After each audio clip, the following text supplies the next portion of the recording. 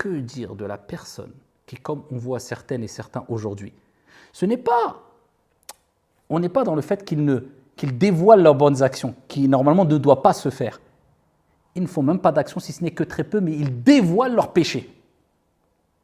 Ils sont fiers de leurs péchés, à travers leur compte Insta ou je ne sais quoi. Certains ont l'appellation influenceur, influenceuse, d'autres autre chose. En tout cas, ça peut être monsieur tout le monde, ça peut être... Mais ils sont contents, certains sont contents de leurs péchés, ils en font la promo. Pourquoi? Dans le but de quoi?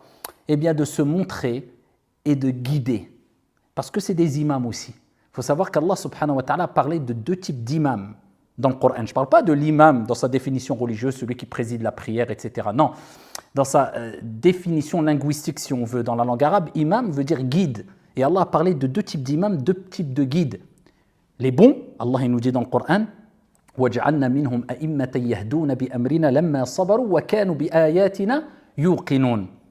Et il y avait parmi eux des imams qui guidaient selon notre commandement et qui patientaient et qui croyaient fermement à nos signes, à nos versets.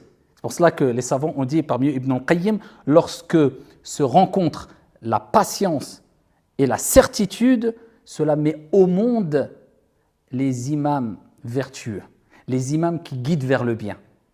Et Allah a parlé d'un autre type d'imam, qui peut être homme ou femme. Et il dit وَجَعَلْنَاهُمْ أَئِمَّةً يَدْعُونَ إِلَى النَّارِ. Qu'Allah nous en préserve. Et nous avons fait d'eux des imams, des guides qui guident vers, non pas vers la félicité, non pas vers le bien, non pas vers le paradis, mais vers le feu. Qu'Allah tabaraka wa ta'ala nous en préserve. Donc,